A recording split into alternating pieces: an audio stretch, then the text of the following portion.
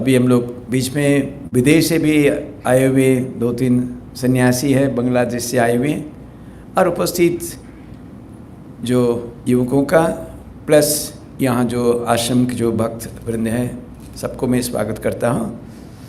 So it's a matter of great joy and privilege that you have with us our very dear Shri Sudhanshu Trivedi ji.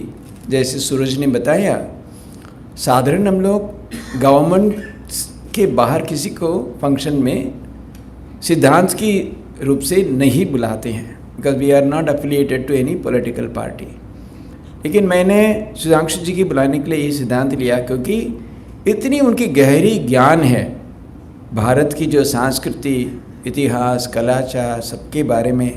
सो मैं सोचा जो हम लोग जो टॉपिक चुना, India's independence and Swami Vivekananda, वो भी स्वामी जी के भी बहुत बड़े एडमायरर हैं, बहुत पढ़े हुए हैं स्वामी जी के लिटरेचर। मैंने सोचा ऐसे कोई युवकों के सामने किसी को लाना चाहिए जो सचमुच सुन के सब उद्बुद्ध हो के, इंस्पायर हो के आगे काम में बढ़ेंगे जरूर। Because you no it's not just one ऐसे वन ओकेशन। अभी 75 साल की आज़ादी का अमृत महोत्सव हम लोग जरूर मान रहे हैं, but it is not just one. क्या एक साल मानेंगे फिर शायद भूल जाएंगे? In fact that has been our problem. इसलिए हम लोग ऐसी स्थिति में आप खुद का भी देख पा रहे हैं। Because no we got independence, forgot everything, and then we went on our own way, and that's why we are in such a sorry state of affairs today. इसीलिए अभी जो 75 साल की जो अमृत महोत्सव हम लोग मान रहे हैं, इसी से लेके कम से कम जो शताब्दी जब मानेंगे 100 ईयर्स तक, अगले 25 साल एक भारत का युवक जो एक कंपटीशन में भाग लिया नहीं भी लिया, सब मिलके ऐसा कुछ करेंगे, स्वामी जी का सपना सचमुच हम लोग का साकार रूप में देख पाएंगे। The dream of Swami ji will be truly fulfilled by the youth of today, will work for the next 25 years inspired by Swami ji. Because इसी भारत का सिर्फ अपना के लिए नहीं, सारा दुनिया के लिए बहुत कुछ देना है। भारत विश्व गुरु बनेगा, that's the prediction of Swami ji. He said that I am seeing the rise of India, it's not just an imagination, I am just seeing it, मैं सचमुच देख रहा हूं। दैट वाज स्वामी जी's विजन। इसीलिए बहुत कुछ बोलना है, but I think I would like to leave the stage to Sudhanshu ji, rather I will speak on some other occasion. क्योंकि भारत का आजादी के साथ आप कोई एक व्यक्ति का आपका नाम लेना है, वो है स्वामी विवेकानंद। जब ये आंदोलन गांधी जी सामने आए, उसके बाद थोड़ा इसका जोरदार मोमेंटम गेन किया, लेकिन अब सबको पीछे the person who really laid the foundation, जिन्होंने उसका बीज डाला आजादी का, वो है स्वामी विवेकानंद। क्योंकि गांधी जी बेलूर मठ में 1921 साल एक बार भ्रमण करने के लिए आए। जाते समय उन्होंने विजिटर्स बुक में यही लिखा, मैं उनका सारे वर्ष अच्छी तरह से पढ़ चुका हूं, उस सब पढ़ने के बाद मेरा देश के प्रति मेरा जो प्यार 1000 गुण वृद्धि पाया। This literally the words of Swami Gandhi ji written in his own handwriting in the visitors book. So Bharat में जितनी बड़ी बड़ी मनीषी थे, सब स्वामी जी के बारे में ऐसा कहा। Because you know Swami ji America भी गए क्यों? भारत के लिए गया। Is not that he was interested in participating in the parliament of religions. उन्होंने उसकी पहला 6 साल पैदल में सारा भारत भ्रमण किया। भ्रमण करके इतना दुखी हो गए, क्योंकि ये देश, इसका इतना क्या संस्कृति है, क्या कलाचार है, क्या इतिहास है, सोने की चिड़िया कहते थे, आज इतना गरीबी, कुसंस्कार, अशिक्षिता। He was appalled by the misery, poverty and the illiteracy. उस समय उन्होंने तय किया मैं यहाँ से अमेरिका जाऊँ किसी वक्त, वहां से कोई अर्थ संग्रह करके वापस आके एक देश के लिए काम करूं। That was his real intention. इसीलिए पहला दिन जो पार्लियामेंट में, वो बड़ी इतिहास है कैसे वहां पहुंचा, पहुंचाने की भी उनका मौका भी नहीं था, किसी वक्त पहुंच गए। पहला दिन बहुत बार बोला मैं बाद में बोलूंगा, बाद में बोलूंगा, अंत में जब बोला सारा पार्लियामेंट के हिला दिया। तो इतना फेमस हो गए, वापस आते ही उनका क्या एक मुट्ठी अन्न नहीं मिलता था पहले, हर सब बुलाने लगे, मेरा घर आजा, मेरा। He was shown to the best of houses, जब वो रात में इतना अच्छी घर दिए थे, सोने के लिए इतना सुंदर बिस्तर सब था, लेकिन वो जमीन में लेट के रोते थे। ये देश में इतना प्राचुर्य है, इतना फेंक रहे हैं, मेरा देश में एक मुट्ठी अन्न के लिए क्या हाहाकार, कितना रोते हैं कितनी लोग। So he was deeply appalled by the difference, the poverty of my country. सो नहीं पाए, नींद नहीं हो पाए, and you know he carried the deep sorrow in his heart. 1997 साल से वापस आए, अगले 5 साल, he hardly lived 5 years after. 1902 साल में उनको तो महासमाधि हो गया था। तो 5 years एकमात्र उनका सोच विचार, दिन में, रात में, निद्रा में, स्वप्न में, जागृत अवस्था में एकमात्र सोच था भारत भारत भारत। बोला अगले 50 साल सब देव देवता के आप उठा के रख दीजिए दूसरी जगह पे, भारत आपका एकमात्र आराध्य देवता होगा। So he said, I want 1,000 young men and women fired with the zeal of patriotism, ready to lay their lives at the altar of Mother India. ऐसा कोई 1000 युवक युवतियों मेरा चाहिए जो अपना जीवन देश के लिए बलिदान के लिए तैयार है। मैं देश का सब चरित्र बदल दूंगा। That was his dream, that was expectation. अभी तक हम लोग पूर्ण नहीं कर पाए। We have terribly failed in our response to Swami Vivekananda's clarion call. क्यों अभी इसलिए ये आशा है ये आज़ादी का अमृत महोत्सव में फिर हम सब स्वामी जी के विचार अच्छी तरह से पढ़ेंगे, चर्चा करेंगे, प्रश्न करेंगे, आपस में डिस्कस करेंगे। Then we should all work out कैसे संभव है, क्योंकि अभी भी भारत में एक तरह हम लोग ज़्यादा जीडीपी वगैरह के बात करते हैं, लेकिन सच क्या है, असल क्या है, अमीर और गरीब की फर्क जो बढ़ता जा रहा है, बढ़ता जा रहा है। The gap between the rich and poor is increasing day by day and this is a very dangerous side. यहां कोई बड़े आंदोलन के रूप ले लेगा जरूर, अभी तक इसका नहीं रुकेंगे। So it's not enough he produce a few billionaires and millions are left below the poverty line, कोई फायदा नहीं है। So we should work how all the development जो अच्छे अच्छे जो हम लोग बात कर रहे हैं, प्रगति की बात करते हैं, आगे बढ़ाने की बात करते हैं, सब how does it reach up to the last citizen, that is the way to go forward. इसके लिए चाहिए युवकों का। He said my faith is in the youngsters, they will work out my ideas like lions, सिंह की तरह काम करेंगे। सो इसमें क्या क्या क्यों ऐसे बताया, आपके बुढ़ापे में तो अपना खुद का संभालते संभालते तो आपका जीवन खत्म हो जाएगा। व्हेन यू आर यंग, आपका एनर्जी है, साहस है, ताकत है, खून है, आप 1-2 साल देश के लिए जरूर दे सकते हैं। ये साधारण रूप से नहीं होगा। We have to really give at least 2 years of our time when we are young, when we are capable for the service of the nation. कैसे ही होगा, जरूर हम लोग मिलकर विचार करेंगे। सिर्फ तो हर रविवार एक यूथ फोरम चलाते हैं, आप सूरज के पास आप संपर्क कर सकते हैं, यूथ फोरम में जुड़ जाइए। Then you will understand, will discuss many ideas related to Swami ji, जिसके माध्यम में हम लोग जरूर सोचेंगे क्या करने में ये देश का हम लोग आगे ले चल पाएंगे। अदरवाइज ये सब सेलिब्रेशन में, ये महोत्सव में तो बहुत पैसा खर्चा होगा, इधर उधर लोग जाएंगे आएंगे, कंपटीशन भी होगा, प्राइजेस भी हम लोग बांटेंगे, लेकिन मच मोर देन दैट हम सबको मूल सोच जो विचार जिसके माध्यम में हम लोग देश के बारे में सोच रहे हैं। स्वामी जी कह रहे हैं क्या इतने लोग मर रहे हैं, आप क्या निद्रा में रहना सोना क्या शोभा देता है? Is it does it really look? Can you sleep when people millions are dying? क्या उन्होंने देश प्रेमी होने के क्या उन्होंने कहा? Do you feel that millions and millions of descendants of gods and goddesses have become next door neighbors to brutes? Does it make you restless? Does it make you sleepless? He says that's the first condition to become a patriot. So इसलिए बहुत कुछ इस साल सचमुच हम सबको सब पुनर्जागरण चाहिए, क्यों स्वामी जी चाहते थे भारत फिर पुनर्प्रतिष्ठित होगा। इससे बहुत सारा सिर्फ भारत की नहीं, सारा विश्व का कल्याण यहाँ से it is possible. So for that we must really work for the regeneration of motherland. We need to rebuild India.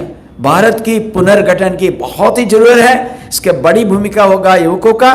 That is why we have called you in a small this simple function to start with, लेकिन हम लोग हमेशा संपर्क में रहेंगे, सोचते रहेंगे, विचार करते रहेंगे। so that within the next 25 years let us take a संकल्प ऐसा लेके, शपथ लेके, भारत का ऐसी जगह पे आज़ादी का जो शताब्दी जब मानते उत्सव होगा उस समय की पहले भारत के ऐसे जगह पे पहुंचा देंगे, सचमुच पृथ्वी में एक नंबर देश होगा। सिर्फ इकोनॉमिकली नहीं है, कल्चर, कलाचार, आध्यात्मिकता सब दिशा में संभव है। I am sure all of you will raise to the occasion with these few words. I once again express our heartfelt thanks to Sudhanshu ji. He straight has come from airport and he had to go for another function, but he finally cancelled it because he wanted to be with all of you. We once again express our heartfelt thanks to Sudhanshu ji. Thank you very much.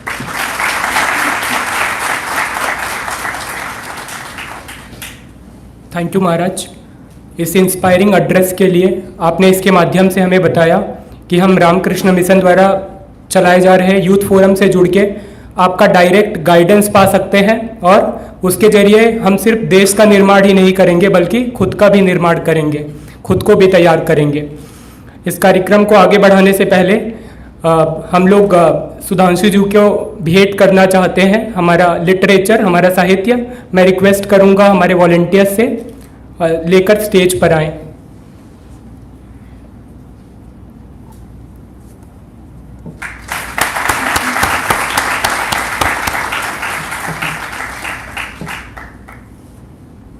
अब जिन्हें सुनने के लिए हम सब यहाँ इकट्ठे हुए हैं, मैं सुधांशु जी को आमंत्रित करता हूँ वो आएँ और हम सबको एड्रेस करें और हमारे मन में जो प्रश्न है उसके माध्यम से उन सबका उत्तर दें। धन्यवाद।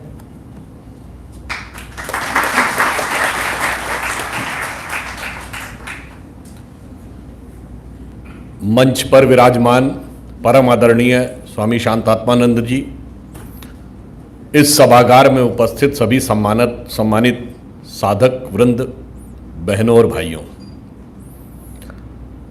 आज का जो विषय है वह है कि स्वतंत्रता आंदोलन पर या भारत की स्वतंत्रता से स्वामी विवेकानंद जी का संबंध, और स्थान क्या है, रामकृष्ण आश्रम। और आपको ये पता होना चाहिए, यदि किसी भी तत्व को समझना हो तो समझने का मार्ग किसी आश्रम में जाकर ही दिखाई पड़ता है। यही भारत का सदा सर्वदा से सनातन सत्य रहा है। क्यों? क्योंकि बाकी जगह आप रहते हैं तो बाहर की ही दृष्टि दिखती है, जब आप किसी आश्रम में आते हैं तो वह अंदर की दृष्टि दिखती है और तब आपको एक नई बात समझ में आती है। इसलिए मैं शुरुआत करने से पहले एक पंक्ति कहना चाहूँगा, थोड़ा सा वो उर्दू का शेर है, उसमें बारगाह शब्द है, बारगाह आश्रम के लिए कहते हैं, कलंदर फ़कीर या संत को कहते हैं। तो वो ये है कि न तख्त व ताज में न लश्कर व सिपाह में है, जो बात कलंदर के बारगाह में है, और जो दिल से देखता है तू है बस वही दुनिया, वो संग व खिश्त नहीं जो तेरी निगाह में। तो जो निगाह में दिख रहा है और जो दिल में है, यही को हम समझ लेंगे तो हमें अंतर समझ में आएगा। आज हम स्वतंत्रता का अमृत महोत्सव मना रहे हैं। स्वतंत्रता की सबसे पहले शुरुआत कब हुई? स्वतंत्रता के प्रथम स्वतंत्र समर 1857 के बाद वह विषय दब गया।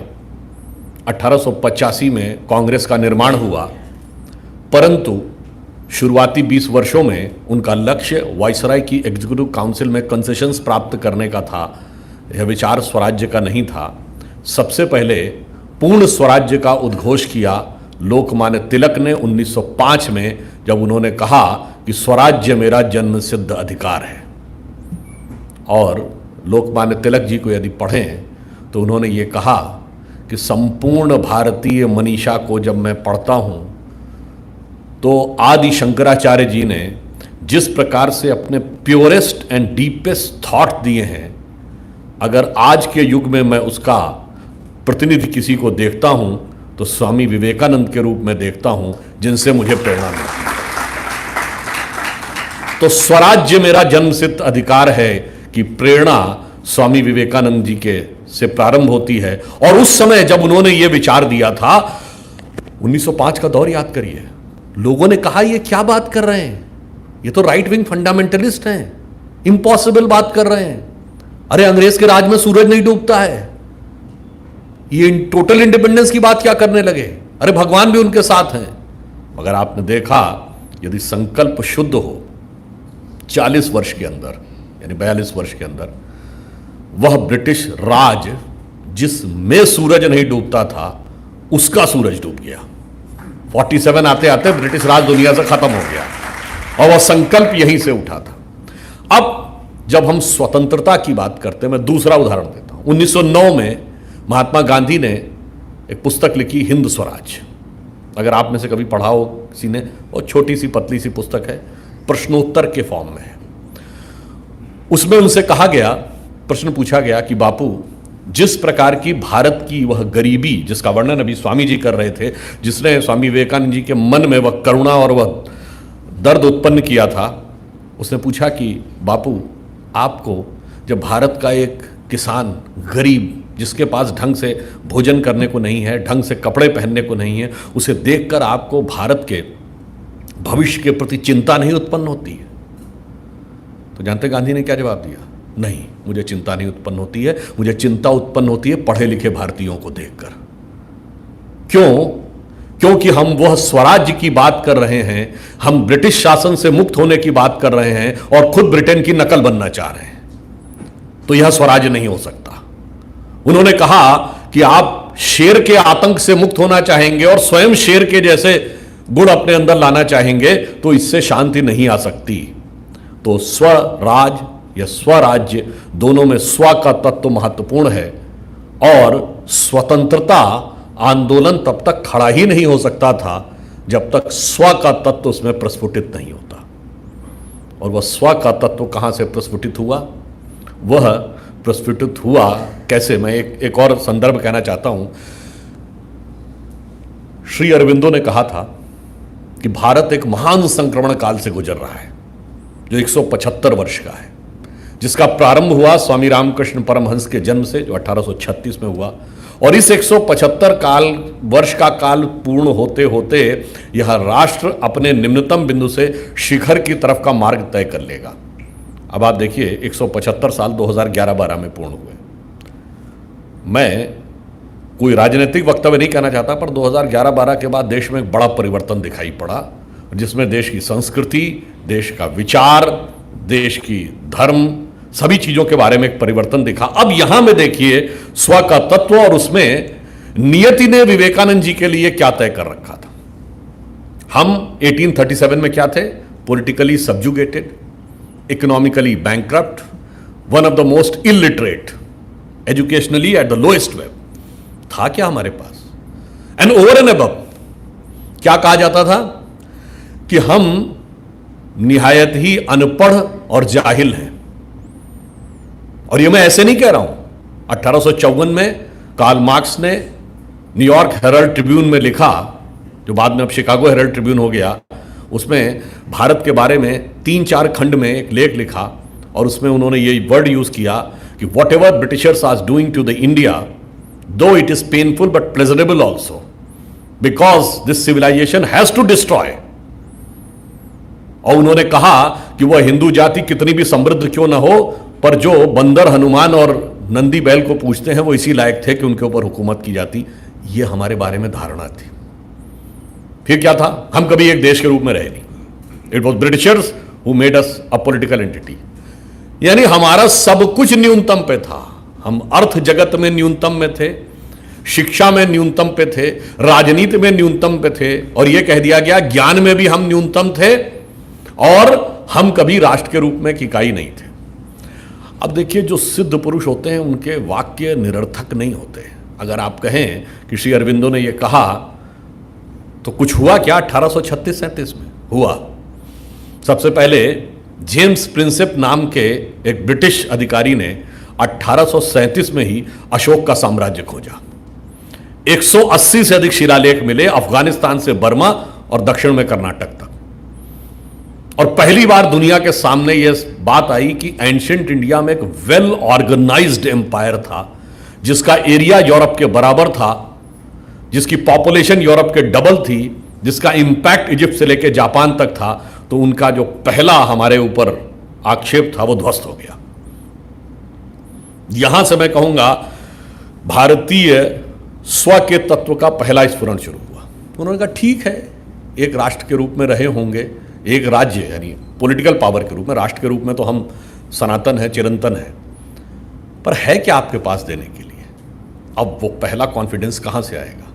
वह तब आया जब स्वामी विवेकानंद जी ने अंतर्राष्ट्रीय मंच पर जाकर यह दुनिया को समझाया कि जिस भारत को आप सबसे अशिक्षित समझते हैं, उसके पास देने के लिए वो है जो शिकागो ट्रिब्यून ने लिखा कि इस युवा सन्यासी के पास ज्ञान का वह समुद्र है जिसकी शायद एक बूंद भी हमारे समस्त विद्वानों के पास मिलाकर भी नहीं है। और इसमें एक और आपको मजेदार बात बताऊं, कभी कभी देखिए कुछ डेस्टिनी कैसे कनेक्ट करती है। अमेरिका उस समय तो सुपर पावर नहीं था, 1893 में तो यूरोप पावर सेंटर था। आज सुपर पावर है, इसलिए हमें लगता है बहुत महत्वपूर्ण है। मगर आपको एक मजेदार बात बताऊं, स्वामी विवेकानंद जापान की तरफ से गए, यानी पैसिफिक साइड से। आप लोगों में से जिस किसी ने थोड़ा सा अमेरिकन हिस्ट्री पढ़ी होगी तो 1840 और 50 के आसपास ये जो आज का अमेरिका है, ये शुरू में इतना बड़ा अमेरिका नहीं था। ये तो केवल जो New York, new Jersey, Connecticut, Washington, Virginia, इसके आसपास का इलाका था। धीरे धीरे उन्होंने दक्षिण के राज्यों को अपने में लिया, फिर पश्चिम के राज्यों को लिया। तो एक बहुत बड़ा मार्ग बनाया जा रहा था, सड़क मार्ग, सैन फ्रांसिस्को से लेके वॉशिंगटन तक। उस पर बहुत पैसा खर्च हो रहा था। तो यूएस कांग्रेस में भी चर्चा हुई, इतना पैसा खर्च करने की जरूरत क्या है इस सड़क को बनाने की, क्योंकि अमेरिका तो बहुत बड़ा है, इतनी लंबी आप सड़क और रेल बनाएंगे। तो जानते क्या उत्तर दिया गया? भारत के साथ व्यापार करने का जो पूर्वी मार्ग है, यानी अटलांटिक के थ्रू, उस पर ब्रिटेन का कब्जा है और वो हमें भारत से व्यापार करने नहीं देगा। और भारत से व्यापार किए बगैर हमारी आर्थिक स्थिति बेहतर नहीं हो सकती है, इसलिए हमें पश्चिमी मार्ग से ही व्यापार करना होगा। इसलिए वो जो सड़क बनी वॉशिंगटन से सैन फ्रांसिस्को तक, उसको अमेरिकन हिस्ट्री में जानते क्या कहते हैं? Passage to India. अब आप सोचिए इंडिया का क्या महत्व था। अब यह भी एक संयोग मानिए कि उस पैसेज टू इंडिया ने जहां से कनेक्ट किया था अमेरिका की राजधानी को जिस छोर से, वहीं से स्वामी विवेकानंद जी आए और वो इंडिया के पैसेज ने आकर अमेरिका में ज्ञान का एक नया स्वरूप विकसित किया। यह भी एक संयोग मानिए कि अमेरिका की डिस्कवरी कैसे हुई थी। कोलंबस तो इंडिया को खोजने निकला था, इसीलिए वहां के निवासियों को रेड इंडियन कहते हैं। इंडिया को खोजने निकला था, बाई एक्सीडेंट हुआ। और यह भी एक संयोग है कि अंतर्राष्ट्रीय स्तर के ऊपर भारत, भारतीय संस्कृति, भारतीय ज्ञान और मनीषा का जो पहला उद्घोष हुआ वो अमेरिका की धरती से ही 1893 में शिकागो से हुआ, और जिसके वाहक स्वामी विवेकानंद जी बने। तो आप देखिए कहीं ना कहीं कोई ना कोई डेस्टिनी का कनेक्शन भी दिखता है। अब मैं ये कहना चाहता हूं, वो स्व का तत्व जब तक नहीं आना था तब तक कॉन्फिडेंस आना ही नहीं था। और उस तत्व की विवेचना, उस तत्व की स्थापना स्वामी विवेकानंद जी ने जिस रूप में की, मैं तो एक उदाहरण बताना चाहता हूं। मैं छात्र जीवन में मैंने सबसे पहली जो पुस्तक पढ़ी वो स्वामी विवेकानंद की एक पुस्तक थी, विविध प्रसंग। मैं 12वीं क्लास में पढ़ता था, पतली सी पुस्तक है, पुराने लोगों को ध्यान हो अगर, वो 80 और 90 के दशक में। उसका पहला वाक्य ही जो था उसने बहुत गहरा प्रभाव डाला। देखिए यहीं से वो भारत का वास्तविक तत्व भरता है। उन्होंने कहा जीवन का लक्ष्य क्या है। अब हम लोग कभी सोचें कि हमारा जीवन का लक्ष्य क्या है। ज़्यादा लोग अच्छी शिक्षा पा जाएं, फिर अच्छी नौकरी, फिर एक अच्छा वेतन, समृद्ध जीवन, उसका जीवन समाप्त। स्वामी विवेकानंद जी ने कहा कि यदि इसी प्रकार के जीवन का लक्ष्य है तो फिर हम में और पेड़ पौधों में अंतर क्या है। वो भी एक निश्चित पद्धति से अपना जीवन जीते हैं और समाप्त हो जाते हैं। जिसे अकबर इलाहाबादी ने एक शेर में कहा है कि क्या कहें अहबाब, अहबाब कहते हैं फ्रेंड को, क्या कहें अहबाब, क्या कारे नुमाया कर गए, ग्रेजुएट हुए, नौकर हुए, पेंशन मिली और मर गए। अब इसके बियॉन्ड यदि सोचना था तो उस जानते उस पुस्तक में क्या लिखा था? उन्होंने लिखा, मैं ये नहीं कहता कि तुम किसी चीज को प्राप्त न करना चाहो, यदि प्राप्त करो तो उस ऊंचाई को प्राप्त करो जिसके बाद ऊंचाई के मायने समाप्त हो जाते हैं। यदि तुम कोई चीज प्राप्त करना चाहो तो उस चीज को प्राप्त करो जिसके बाद प्राप्ति करने का अर्थ ही समाप्त हो जाता है, ऊंचाई के मायने समाप्त हो जाते हैं, प्राप्ति करने के मायने समाप्त हो जाते हैं। अब यह बहुत गंभीर शब्द था। फिर उन्होंने उसमें लिखा कि यह कैसे प्राप्त करोगे, तो उन्होंने कहा, जीवन का लक्ष्य मन को मानसिक और भौतिक सभी विषयों से पृथक कर लेना ही है। और जो जो आप मन को मानसिक और भौतिक विषयों से पृथक करते जाएंगे त्यों तो आप अपने अंदर एक परिवर्तन पाएंगे, और जिस दिन आप पूर्ण पृथकता पालेंगे उस दिन कैवल्य की अनुभूति होगी। अब देखिए वो कितना डीप थॉट है कि मन को मानसिक और भौतिक सभी विषयों से पृथक कर लेना। अब कभी आप लॉजिकली सोचिए कि आपसे पूछा जाए आपको क्या अच्छा लगता है और क्या चीज पाके आपको खुशी अनुभव होती है। जब मैंने ये बात पढ़ी उस पुस्तक में तो मेरे मन में विचार आया, मान लीजिए आप कहें कि जो मुझे ये कपड़े पहनना अच्छा लगता है, मुझे ये चीज़ खाना अच्छा लगता है, मुझे ये वाली मोबाइल अच्छा लगता है, मुझे वो गाड़ी अच्छी लगती है, मुझे वो लैपटॉप अच्छा लगता है, फला जगह घूमना अच्छा लगता है, या अमुक अमुक व्यक्ति की कंपनी अच्छी लगती है, से एन थिंग्स, से 20 थिंग्स। अब what is happiness? Happiness is an energized state of mind, and your energized state of mind is somehow got entangled with 20 objects. So अब जैसे ही आप पृथक करना शुरू करेंगे तो if you have manage to detach yourself from 5 objects, then the energy which was associated with those 5 objects, it has gone where? It has remained in you. So by law of conservation of energy, it has enhanced the energy level in you. अब जब पृथक करते हुए आप और आगे आएंगे, say now you have come from another 5 objects, you have got detached, your energy has got further enhanced. Now you have come from 15 to 10, then you come from 10 to 5. Now the journey from here 5 onwards is a very difficult. ये सिर्फ साधक और सन्यासियों के लिए होती है. Which are these 5 things from which you have to make yourself detach? ये 5 चीजें हैं: भोजन, वस्त्र, आवास, श्वास और अस्तित्व. अब क्या होता है, सबसे पहले क्या छोड़ते हैं? आवास. कहते हैं ना, रमता जोगी बहता पानी कहीं रुकता नहीं है. साधु सन्यासी का कोई आवास नहीं होता. कहते हैं करतल भिक्षा तरतल वास. अब आपने उससे पृथक किया तो आप अब 4 चीजों पे रह गए.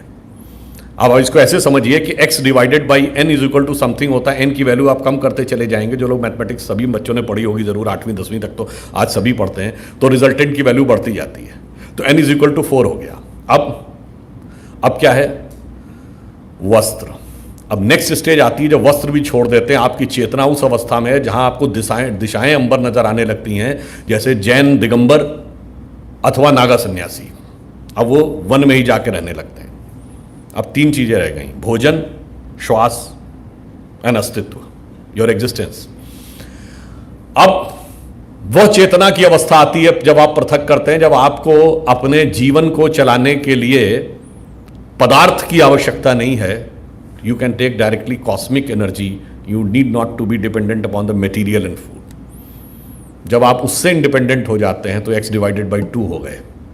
Now there are 2 things: your breathing, your श्वास and your existence. Your existence is dependent upon your breathing. इस सांस चल रही तभी तो हम हैं. पर जिस क्षण आप अपनी अस्तित्व को श्वास से पृथक कर लेते हैं, now you are not dependent upon your breathing, rather than breathing is decided by you. जब मैं चाहूंगा तो मेरी सांस चलेगी, जब मैं नहीं चाहूंगा तो नहीं चलेगी, जब चाहूंगा तो रोक लूंगा और दोबारा चला लूंगा. ये क्या है? समाधि की अवस्था. तो now the x by 1 is equal to x. आत्मस्वरूप का साक्षात्कार हो जाता है जब मन इतना पृथक हो जाता है उस अवस्था में.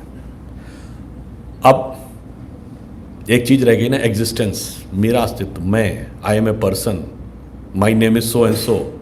The moment you detach yourself, your mind from your existence, तो n की वैल्यू क्या हो गई? 0। तो x by 0 is equal to infinity. बस मानसिक और भौतिक सभी विषयों से जिस दिन मन को पृथक कर लिया तो आपको वह अनुभूति हो गई जो अनंत ऊर्जा की अनुभूति कराता है। ये मन में विचार आना शुरू हुआ तो सोचिए कि उनका एक वाक्य आपको जीवन में किस प्रकार की गहरी दृष्टि देता है, और यह भी समझिए कि यह अवस्था कैसे आती है। स्वामी जी ने भी कई बार इस विषय का जिक्र किया। आपने कभी गौर किया होगा कि दुनिया के जितने बड़े बड़े देश हैं सब में क्रांतियां हुई हैं, भारत में कभी क्रांति नहीं हुई। क्यों?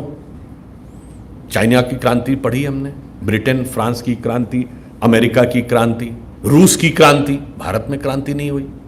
क्यों? क्रांति तो बाहर घटित होती है, अंदर क्या घटित होता है? आपने मकर संक्रांति सुना है? मकर संक्रांति का अर्थ क्या है? उस दिन सूर्य दक्षिणायन से उत्तरायण होता है, फ्रॉम डाउनवर्ड्स टू अपवर्ड होता है। जब आप डाउनवर्ड टू अपवर्ड होते हैं तो उसे कहते हैं संक्रांति। और जो मैंने अभी बताया, जो स्वामी जी के विविध प्रसंग के पहले वाक्य में मैंने पढ़ा था, जब आप सारे विषयों से अपने को पृथक कर लेते हैं तो आपकी डाउनवर्ड टेंडेंसी अपवर्ड में बदल जाती है। डाउनवर्ड टेंडेंसी मतलब क्या? अगर आपके ऊपर नियम कानून और समाज का जोर ना हो तो आप पाश्विक प्रवृत्तियों की तरफ भागते हैं, यानी ज़बरदस्ती कब्जा कर लूँ, जो चाहूँगा मैं अपने में ले लूँ, आप नियम कानून से बंधे। पर जब आपकी मन की सहज वृत्ति ऐसी हो जाए कि मुझे नहीं चाहिए, तब आप अपवर्ड टेंडेंसी में जाते हैं, तो उसे कहते हैं संक्रांति। तो इसलिए भारत में क्रांति घटित नहीं होती है, भारत में संक्रांति घटित होती है, और वो बाहर नहीं अंदर हो। फिर उन्होंने कुछ बातों को बड़े तर्क संगत ढंग से रखा। जैसे हम स्टूडेंट लाइफ में थे, तमाम आ जाते थे ऐसे लोग, नास्तिक प्रकृति के लोग, कहाँ है भगवान दिखाओ, नहीं दिखता, हमें तो समझ में नहीं आता। तो अगर आप लोगों ने ये मूवी भी देखी होगी, जैसे एक छोटी सी प्रेजेंटेशन है जो यहाँ, तो आपने उसमें देखा हो ना, मेढक की एक कहानी है। उसमें एक बड़ा अच्छा मैंने उदाहरण पढ़ा पुस्तक में कि एक ट्रेन का डिब्बा है, ट्रेन की बोगी, एक बच्चा उसमें जन्म ले और उसी में वो बड़ा हो जाए। अब उसके लिए पूरी दुनिया वो ट्रेन की बोगी है, उसके बियॉन्ड उसका कोई कॉम्प्रिहेंशन ही नहीं है। तो वो अपने माता पिता से पूछेगा कि ये बताइए इस डिब्बे के पीछे कौन सा डब्बा है? तो उन्होंने क्या है? तो उन्होंने कहा इस डिब्बे के पीछे एक और डब्बा है। फिर वो पूछेगा उसके पीछे क्या है? एक और डब्बा है। ऐसे करते करते वो आखिरी डब्बे के पास पहुंच जाएगा।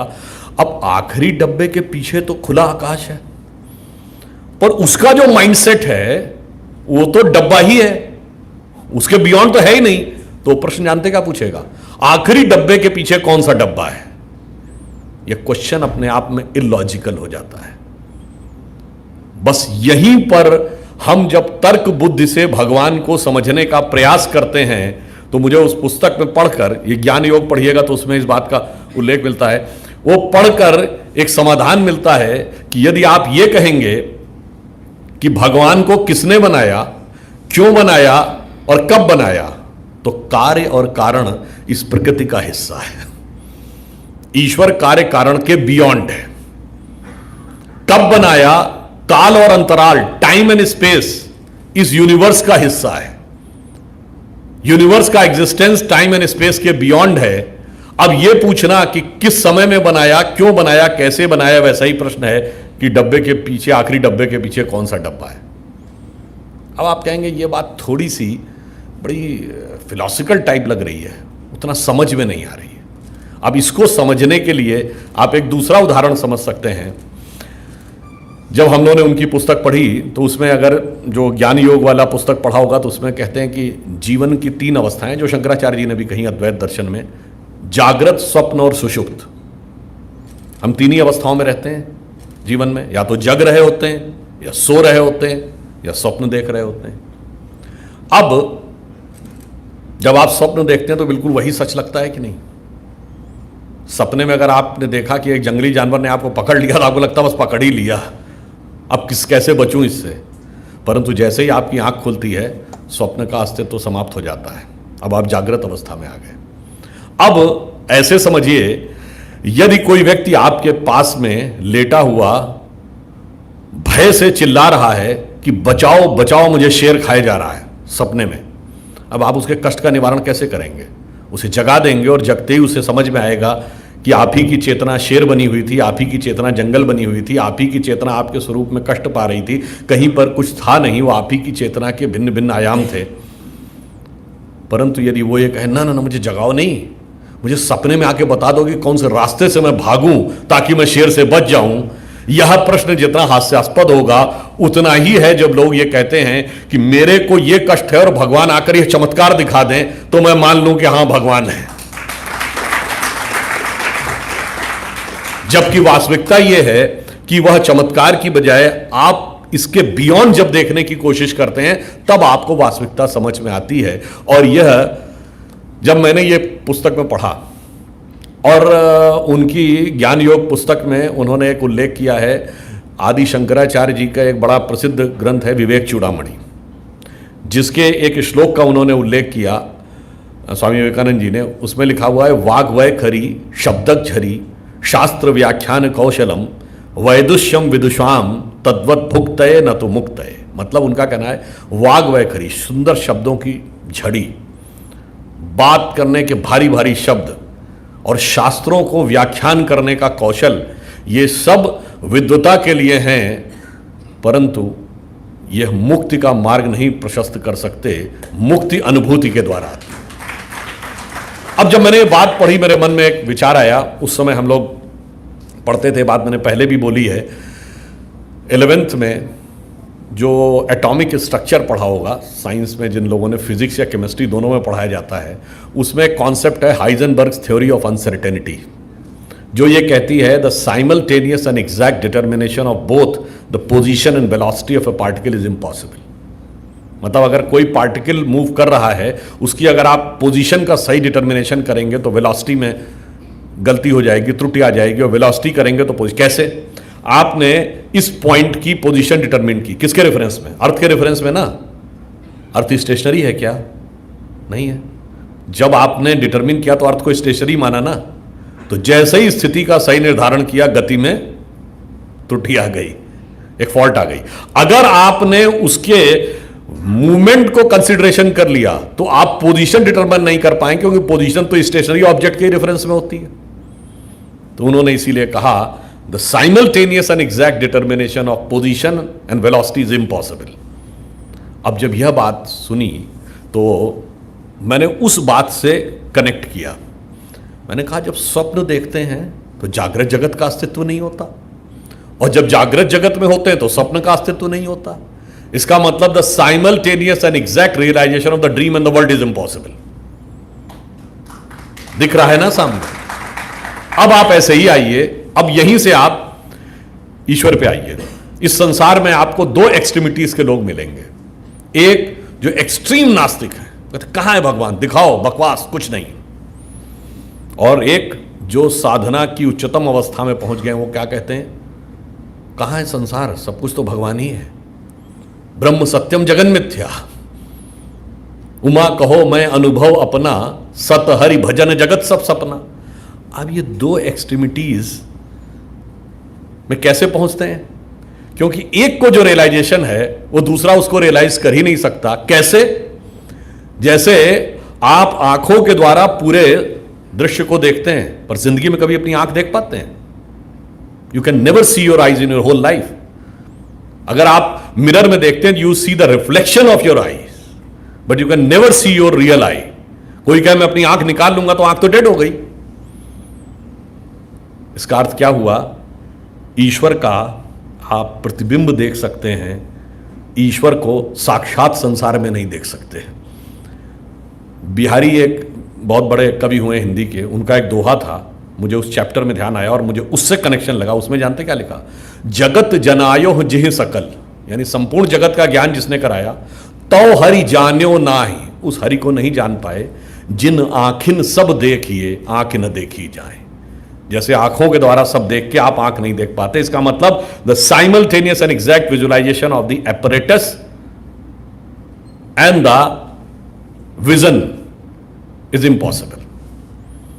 अब आप आइए, जब कहते हैं कहां है भगवान, दूसरा कहता है कहां है संसार, तो इसका अर्थ क्या हुआ? इसका भी एक दूसरा दोहा है। कबीर ने कहा है यही तो बात कही उन्होंने, जब मैं था तब हरि नहीं, अब हरि है मैं नाही, सब अंधियारा मिट गया जब दीपक देखा माए। The moment I was there, my existence was there, the god was not there. Now the god is here, the my self is not there. Now it means the simultaneous and exact realization of the God and the world is impossible.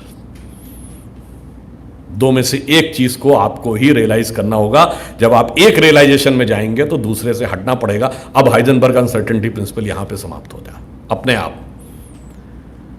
तो मैंने सिर्फ इसलिए बात कही कि स्वामी जी के उस पूरे मैंने जो पढ़ा उसमें तर्क संगत ढंग से चीजों को समझने का इतना स्कोप था। अब आप आइए, इस प्रकार की बातें जब उभर के सामने आई और उन्होंने उस गहराई तक दुनिया के बड़े बड़े थिंकर्स को प्रभावित किया। ये मैंने सिर्फ आपको एक उदाहरण इसलिए दिया कि लोगों को समझ में आया। जो बात शिकागो ट्रिब्यून ने लिखी या जो आपने पढ़ा होगा कि जो विलियम राइट थे जिन्होंने उनको रिकमेंडेशन की थी पार्लियामेंट ऑफ रिलीजन के लिए, जिसमें उनसे कहा था कि अगर आपसे कोई ये कहे कि आपको बोलने के लिए इनवाइट किया गया है नहीं, तो वैसा होगा जैसे कोई सूर्य से कहे कि आपको लाइट आपके पास है या नहीं। तो वो ऐसे ही नहीं कहा था कि उनके पास ज्ञान का वो सागर है जिसका कि एक बूंद भी सारे लोगों के पास मिल के नहीं है। This was the type of knowledge which he was having, which was very much required to awaken the confidence. इसीलिए आप देखिए कि 1863 से 1902 के कालखंड के बीच में जो उन्होंने अपने जीवन के 39 वर्षों में किया, भारत के स्वाभिमान और भारत के सांस्कृतिक गौरव का स्व का तत्व का पहला उद्घोष किया। जब सांस्कृतिक स्वाभिमान उठेगा तब जाकर राजनैतिक संघर्ष का मार्ग प्रशस्त होगा। और इसीलिए एक सीक्वेंस देखिए कि उसके बाद तिलक जी स्वराज्य की बात करते हैं और वह बात जो कि 1905 में मानी जा रही थी कि एक बड़ा ही एक्सट्रीम आइडिया है, तिलक के शिष्य गोखले और तिलक के मित्र गोखले और गोखले के शिष्य गांधी, 1925 आते आते the movement for Swaraj has become a reality. और गांधी जी के ऊपर उनका क्या प्रभाव था वो अभी स्वामी जी स्वयं बता चुके हैं। And the next 20 years the Swaraj has become a reality. परंतु आज स्वतंत्रता के इस अमृत महोत्सव में यानी 75वें वर्ष में अगर हम सोचें तो क्या हमने स्वतंत्रता सार्थक कर ली? देखिए, जैसा अभी स्वामी जी ने कहा, कितने ही लोग गरीबी में, अशिक्षा में पड़े हुए थे। जब तक उन सब को शक्ति, उन सब को स्वतंत्रता की अभिव्यक्ति नहीं मिली, तब तक उसकी सार्थकता कैसे? जिसे वो पंक्ति कहते हैं ना, उगा सूर्य कैसा कहो मुक्ति का ये, उजाला करोड़ों घरों में ना पहुंचा। इसीलिए जब 2014 में सरकार बनी तो सबसे पहले 46 करोड़ लोगों को जनधन अकाउंट से जोड़ा गया। फिर चाहे गरीब महिलाओं को उज्ज्वला योजना देना हो या गरीब की सबसे बड़ी समस्या होती है इलाज, तो आयुष्मान भारत से जोड़ना हो, डायरेक्ट बेनिफिट्स ट्रांसफर देना हो, वो बहुत ज़रूरी था कि कम से कम जो सबसे गरीब है उस तक वह बात पहुँचे। परंतु आज भी मैं कहना चाहूँगा, हमें स्वतंत्र हुए 75 वर्ष हो गए, पर यदि मैं आपसे ईमानदारी से पूछूं, हमारा तंत्र स्वतंत्र है क्या? हमारे तंत्र में स्व का तत्व कहाँ है? जिस स्व के तत्व का उद्घोष स्वामी विवेकानंद जी ने आज से तकरीबन 125 साल पहले किया था, वो दिख रहा है क्या? ना। अगर आप गौर से देखें तो हम तो उसके कई बार विपरीत जा रहे हैं। जिसे वह पंक्ति थी ना कि हो गए हैं स्वप्न सब साकार, कैसे मान ले हम, टल गया सर से व्यथा का भार, कैसे मान ले हम। वेश वाणी तत्व दर्शन दूसरों का यह सभी ले, विकृति को हम ग्रहण करते, निज प्रकृति को आज भूले। इस विदेशी नकल को अब अस्मिता क्या मान ले हम, हो गए हैं स्वप्न सब साकार, कैसे मान ले हम। तो जो विचार है कि तंत्र में स्व का संघर्ष अभी भी चल रहा है। हमें स्व राज मिला मगर स्व का भाव नहीं मिला। और स्वामी जी ने जिस बात को उद्घोष किया था वह स्व का भाव था, स्व का वो स्वरूप बताया कि भारत है क्या। जब उन्होंने ये बात कही कि आई देखिए, उस समय हम युवा दिवस मनाते हैं उनके जन्मदिन पे, और क्या कहते हैं, we are the youngest country in the world. पर हम स्वामी विवेकानंद जी के जन्मदिन 12 जनवरी को ही युवा दिवस क्यों मनाते हैं? कारण जानते हैं क्या? उसमें भी देखिए एक हमारे स्वतंत्रता की एक सार्थकता का भाव है। Because if I say that we are the youngest country in the world, this is truth, but this is half truth.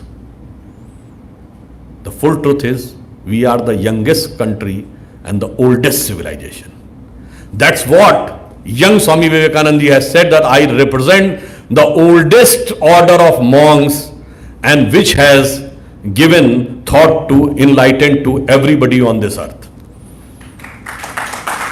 तो स्वामी विवेकानंद यंगेस्ट नेशन और ओल्डेस्ट सिविलाइजेशन दोनों को रिप्रेजेंट करते हैं। और जो उन्होंने अपने शिकागो की वक्तृता आपने सुनी हो तो उन्होंने क्या कहा, हम ही वो हैं जिसने दुनिया में सबको कोहेरेंस के साथ रहना सिखाया। यूनिवर्सलाइजेशन की जो उन्होंने बात कही, क्योंकि भारतीय संस्कृति ही एकमात्र है। अब मैं आपसे एक छोटा सा बात पूछूं, if I ask you name a single country on earth which is having all religions on earth.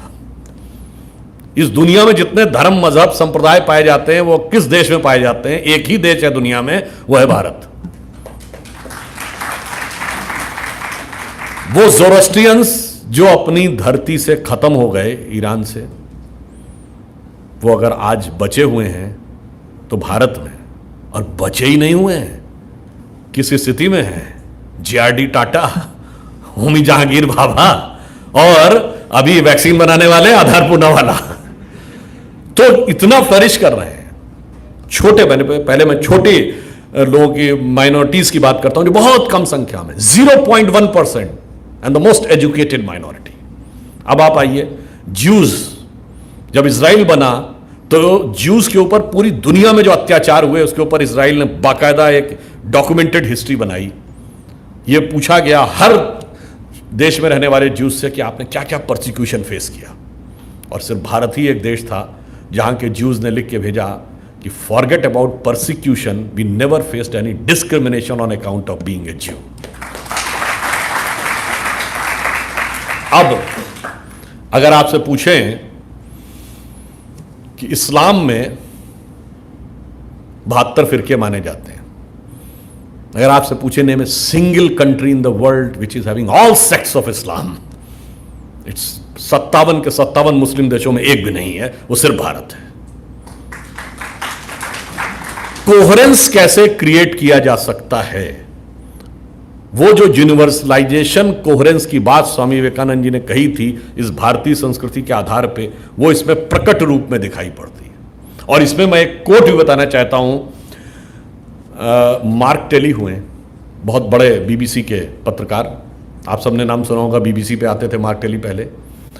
26 साल भारत में रहे। उन्होंने 2019 में द इक्वेटर मैगजीन में सितंबर में एक बात लिखी बड़ी मज़ेदार। उन्होंने कहा Muslims in India are the luckiest. Y?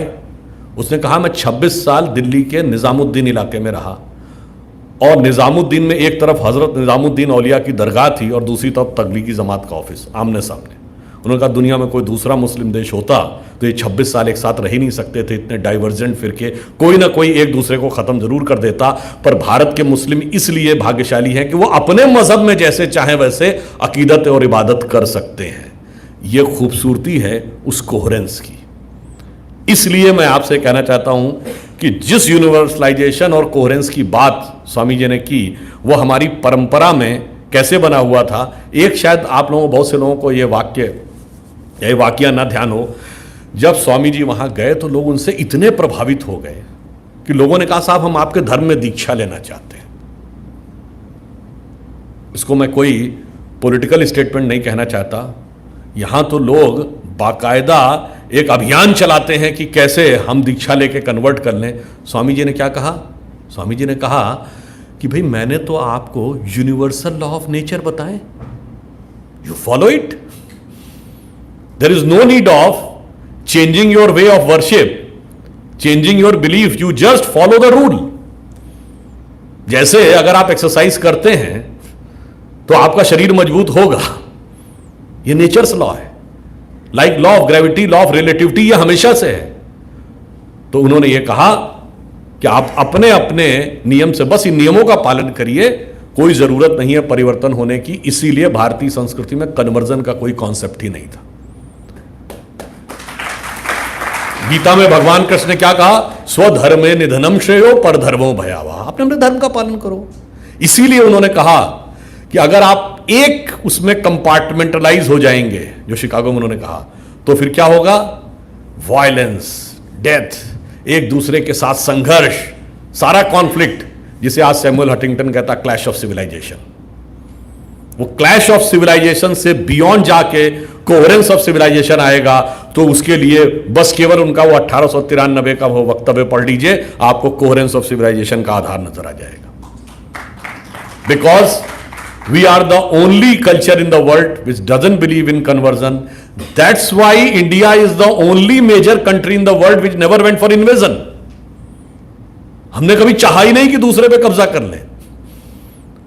हमने तो कहा अपने पे कब्जा करो, अपने मन पे नियंत्रण करो, दुनिया पे नियंत्रण करने की आवश्यकता नहीं है। तो हमारे एक फंडामेंटल थॉट में अंतर था, और उस थॉट प्रोसेस से को जब तक हम नहीं समझेंगे, स्वतंत्रता की सार्थकता हमें दिखाई नहीं पड़ेगी। अब यहां मैं एक और बात कहूंगा। कोई कहेगा जी यार तो आपने सारी बातें फिलॉसफिकल कह दी, रियलिटी में कहां है? अब रियलिटी में भी आपको बात बताता हूं, ऐसा नहीं है। जब आप इन विचारों से प्रेरित हुए तो जानते क्या परिवर्तन आया? आपको पता है कि भारत को पहला नोबेल पुरस्कार कब मिला था?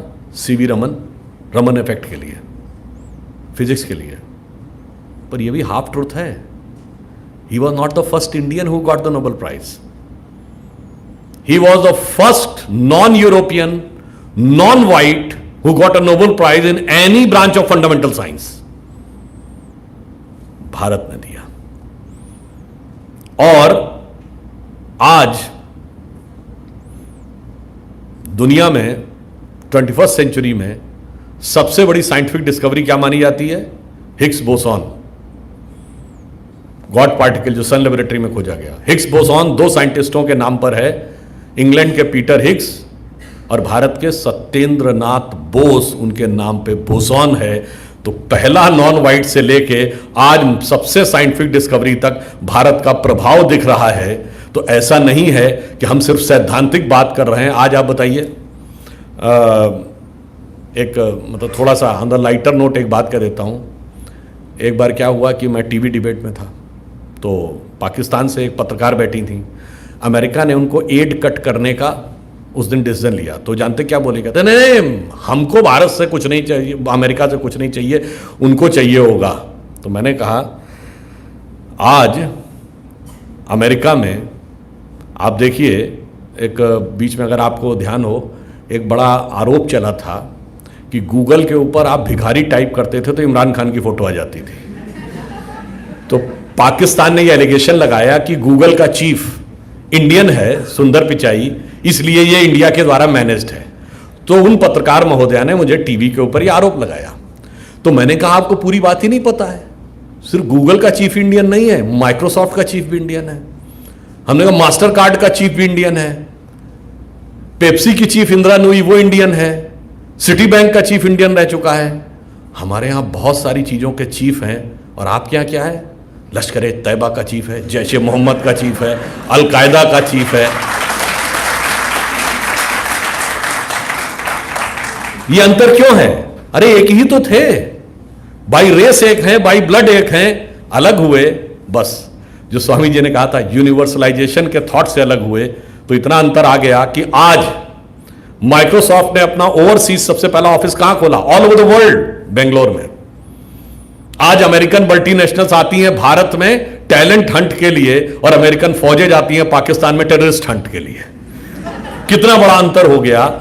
इसलिए हम कहते हैं कि जब आप इस थॉट प्रोसेस को समझते हैं, तो मैं अंत में यह कहना चाहूंगा कि मैंने एक पुस्तक में पढ़ा था कि अपने जीवन में जब उनका 1 वर्ष शेष रह गया था, तो स्वामी जी ने कहा था 1901 में, शायद वो अमरनाथ की यात्रा पे गए थे और गुफा में ध्यान लगाने के बाद वो बाहर निकले। मैंने एक पुस्तक में पढ़ा था, उन्होंने कहा मैंने देखा है कि भारत माता प्राचीन शक्ति से युक्त होकर दिव्य आभा के साथ संपूर्ण विश्व का मार्गदर्शन करने के लिए पुनः सिंहासनारूढ़ होने जा रही है और वह समय एक शताब्दी दूर है। तो एक शताब्दी कब पूरी होती है? 2001 में। अब जब 1901 में स्वामी विवेकानंद जी ने बोला था तो उनके जैसे सिद्ध महापुरुष के वाक्य निरर्थक नहीं हो सकते।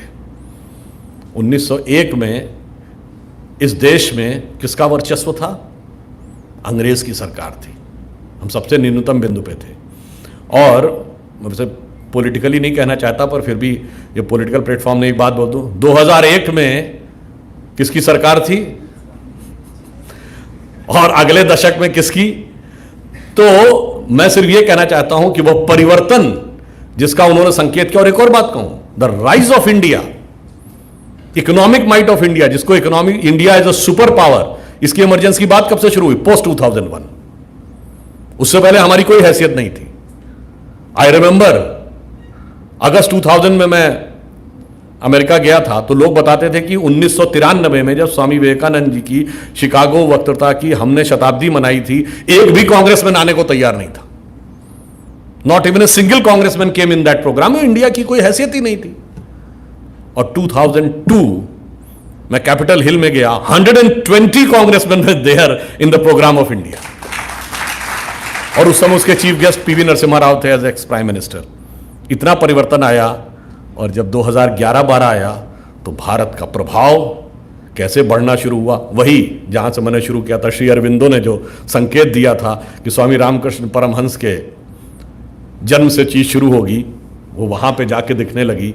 और 2022 आते आते आज स्थिति क्या है? रशिया और यूक्रेन में लड़ाई हो रही है। दुनिया में किसी बड़े से बड़े देश की हैसियत नहीं कि दोनों से बात कर सके।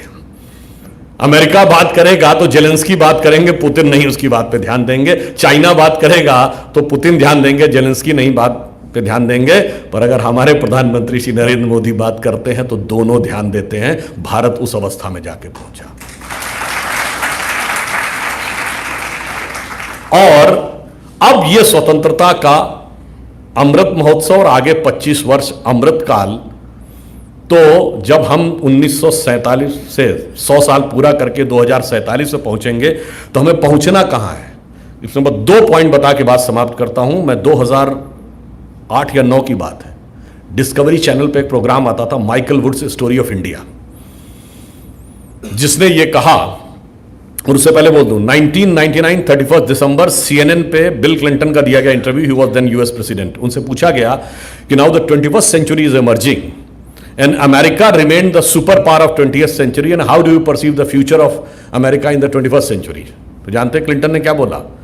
We were the economic superpower and we hope that we will remain the economic superpower of the 21st century, but there are two countries, India and China, which are having enormous potential and out of which India is having a very significant potential that it can reach up to the level of US. अब आप आइए, Michael Wood's story of India क्या कहता है?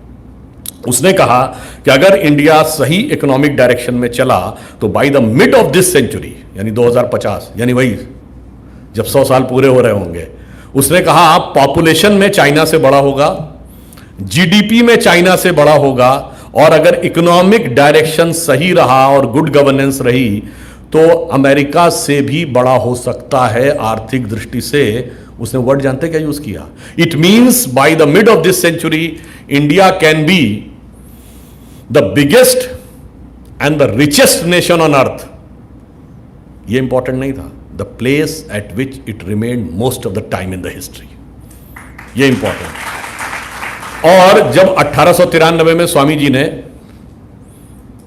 भाषण दिया था, या 1901 का जो मैंने बोल रहा हूं, 1901 का दुनिया का नक्शा याद करिए, तब पाकिस्तान बांग्लादेशी हमारा हिस्सा नहीं था, अफगानिस्तान बर्मा भी हमारा हिस्सा था। तो we were the biggest nation.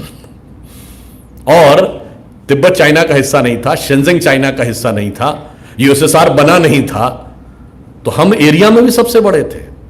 And consider as a culture, entire China was Buddhist. तो if you consider Hindu and Buddhist as a single family, तो we were the biggest religion and India was the biggest country, remained at the most of the time in the history.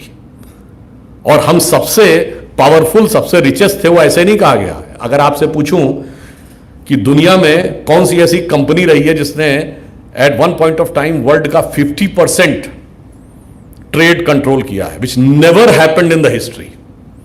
It was British East India Company. आज कंपनियां अपने share लागू करती हैं। World में public issue निकालने वाली पहली कंपनी कौन थी? Dutch east India company. तो हम प्रॉस्पेरिटी में ऐसे ही नहीं थे कि अलेक्जेंडर आया 3rd सेंचुरी बीसी में और अंग्रेज आए 18वीं शताब्दी में और सभी पैसे की सर्च में। हमारा धन लुटा ही नहीं 2200 साल में। तो richest and biggest most of the time on the history. तो वैसे इस पे मैं डिटेल में जाने के वक्त है, एंगस मेडिसन ने एक किताब भी लिखी है, world millennium history economic perspective, वो जाके पढ़ लीजिएगा। और वो बड़ी एक्सटेंसिव 54 देशों के रिसर्च के साथ लिखी गई किताब है। खैर, तो ये तो एक एस्पेक्ट है जो हम पहुंचेंगे। और जो अंत में जो स्वामी जी ने कहा कि हम जगत गुरु बनना है, जानते हैं हम सुपर पावर नहीं बनना चाहते, हम गुरु बनना चाहते हैं। क्यों? अगर आप किसी पावरफुल आदमी के पास खड़े हो तो कैसा महसूस करते हैं? थोड़ा सा ठिठका हुआ, थोड़ा सा संकोच में, sometimes a little bit awful, a little bit suppressed. और जब गुरु के बगल में खड़े होते हैं तो क्या होता है? Enlightened, exalted, full of bliss. अब विवेकानंद जी के नाम में जो है विवेक और आनंद है, ये दोनों सिर्फ मनुष्य के ही प्रोरोगेटिव हैं। पशुओं में बुद्धि होती है, विवेक नहीं होता। उनमें सुख होता है, प्लेजर होता है, मस्ती होती है, सुख होता, आनंद नहीं होता। क्योंकि प्लेजर का भी विलोम है, सुख का विलोम है दुख। आनंद इज एन एब्सोल्यूट थिंग। आनंद का कोई विलोम नहीं है। इसीलिए भारत वास्तविकता में विवेक और आनंद से परिपूर्ण होगा, because guru motivates you and power dominates you. And we do not want to dominate the world. Exactly वही जो 1893 में उन्होंने कहा था, we want to motivate the world. इसलिए मैं कहूंगा कि हमने बहुत कुछ अचीव किया है इन 75 वर्षों में, परंतु इस अमृत काल के अंत में जो हमें अचीव करना है, उसके लिए यह ध्यान रखें कि अटल जी ने जो एक पंक्ति कही थी कि स्वतंत्रता को सार्थक करने कमर कसें, बलिदान करें, जो पाया उसमें खो न जाए, जो खोया उसका ध्यान करें। और फिर एक लाइन और ऐड कर देता हूं, खोया जानते क्या है? हमने बहुत कुछ खो दिया है। एक छोटा सा उदाहरण देता हूं, हमने प्रॉस्पेरिटी, नॉलेज सब तो गेन करते जा रहे हैं और चरित्र में खोते चले जा रहे हैं। एग्जाम्पल के लिए सिर्फ 2 वाक्य।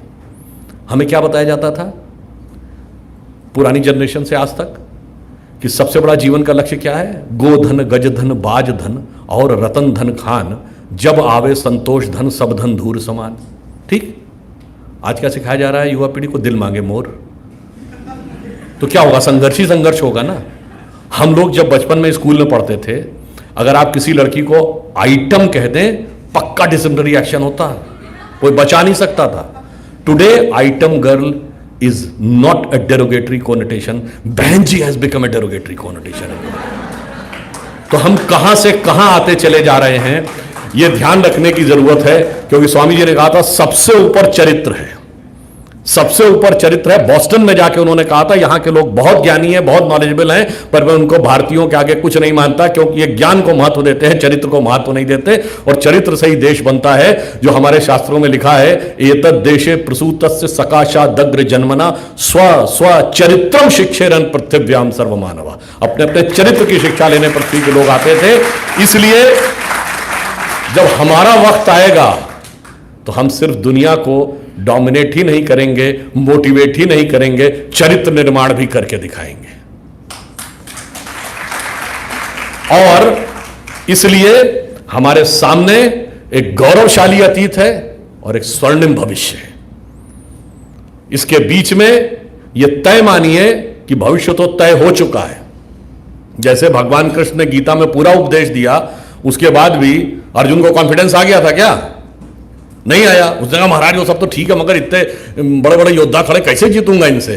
तो फिर भगवान को क्या करना पड़ा था, विराट रूप दिखाना पड़ा था और कहा देखो यह सत्य है, यही भविष्य है कि तुम सिंहासन में बैठे हो और ये भूमि पे पड़े हैं। तो अर्जुन ने कहा महाराज जब ये सब सत्य है और यही होना है तो काहे बात का खून खराबा करना, आप पलक झपकाइए, मैं सिंहासन में बैठा हूंगा और ये भूमि पे पड़े होंगे। तो भगवान ने क्या कहा, है तो सत्य और है नियत मगर मिलेगा कर्म के अनुसार ही। तो उसी प्रकार जैसे आप अपने मोबाइल में कोई गाना रिकॉर्ड करके रखते हैं तो बजेगा तो वही जो रिकॉर्डेड है, रिकॉर्ड कर रखा है भगवान ने, पर एक बार पुश तो करना पड़ेगा ना। इसलिए ये कहते हुए बात समाप्त करता हूं कि गौरवशाली था भूत, भविष्यत भी महान है। जो स्वामी जी ने 1 शताब्दी बाद का संकल्प देखा था, आज वो वक्त आ गया है।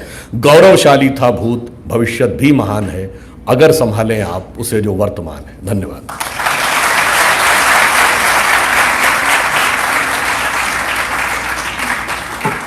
बहुत बहुत धन्यवाद आपका। इसको समराइज करना मेरे लिए संभव नहीं है, बस मैं यही बोलूँगा, गुरु motivates the world, power dominates. और हमें गुरु बनने का प्रयास करना है। गुरु कैसे बनेंगे? गुरु बनने का पहला स्टेप होगा, पहला कदम होगा कि हम अपने चरित्र पर काम करें, खुद को चरित्रवान बनाएं और हमारे जो स्टैंडर्ड्स हैं उसको ऊपर ले जाएं, ऊंचा सेट करें। बस यही कहूँगा। इसके बाद हम आगे बढ़ते हैं, कार्यक्रम को आगे लेके चलते हैं। अब हम जो हमारे एसे कंपटीशन के विनर्स हैं उनका नाम अनाउंस करेंगे, जिसके लिए हमारे साथी बहुत देर से वेट कर रहे हैं। मैं समझ सकता हूं आप लोगों ने बहुत लंबा इंतज़ार किया है, लेकिन मुझे लगता है इंतज़ार सफल हुआ। महाराज को सुना हमने और सर को सुना। जी, अब मैं एक एक करके नाम लेता हूं। आदित्य कुमार को मिलता है पहला प्राइज। आदित्य कुमार आप मंच पे आए।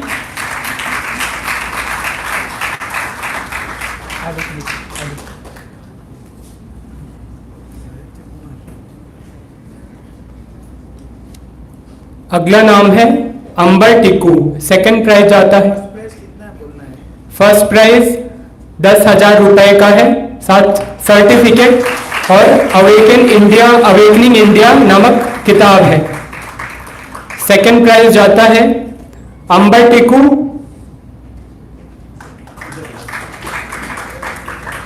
सेकंड प्राइज की राशि है 7,500।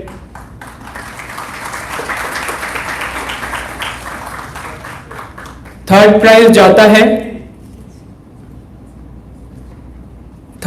जाता है आर्यमा सना, राशि है 5,000। फोर्थ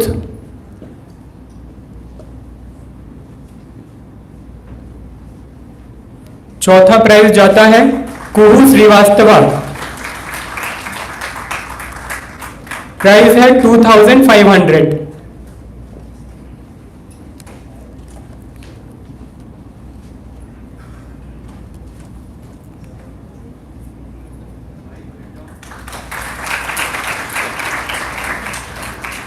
अब 5 कंसोलेशन प्राइज के नाम लूंगा मैं। प्रत्येक सदस्य को, प्रत्येक विनर को 1,000 रुपए की राशि मिलती है। शशांक राय,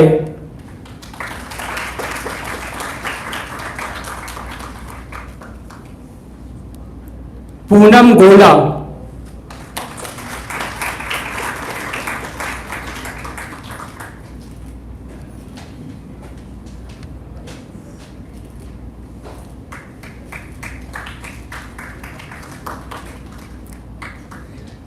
तनु झा,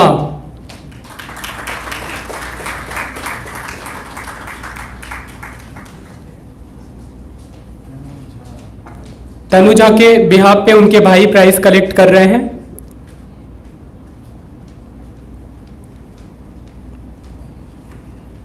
अगला नाम है पौलमी दास,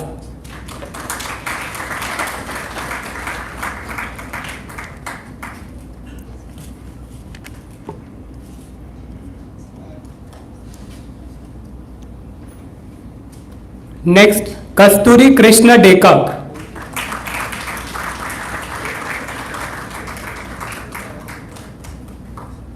हो गया।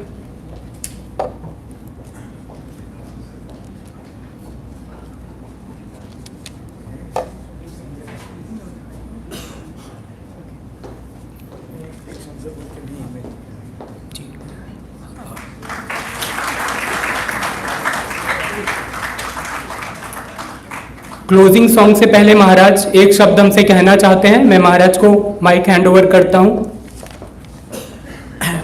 Because it's already 7:35, now we'll have closing song by Abhig. It will be on Swami जी। उसके पहले मैं बहुत बहुत आभार व्यक्त करना चाहता हूँ। सुधांशु जी straight from airport he came, बहुत सुंदर बताया उन्होंने। He went so deep. Some of the ideas of Swami Vivekananda these have not been practically talked about before. इतनी गहराई से उन्होंने चर्चा किया। I am sure all of you will benefit immensely. I thank him heartily. अपना तरफ से, mission की तरफ से, आप सभी को तरफ से उनके मैं धन्यवाद बताना चाहता हूँ। एंड वी होप दैट ये पहले बार आज आया, मैं सुन के बहुत दुखी हो गए। I think he will come more often and more frequently to the mission. Thank you.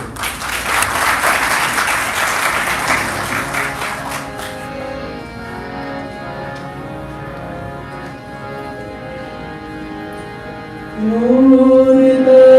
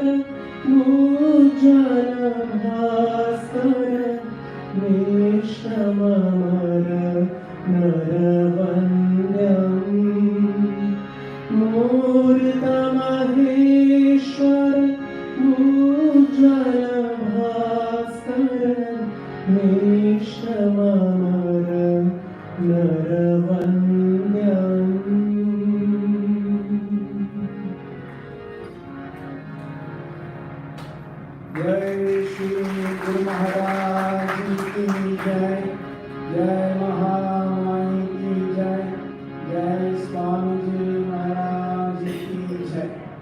So let us give a big warm of applause to Sri Abhi Chatterjee.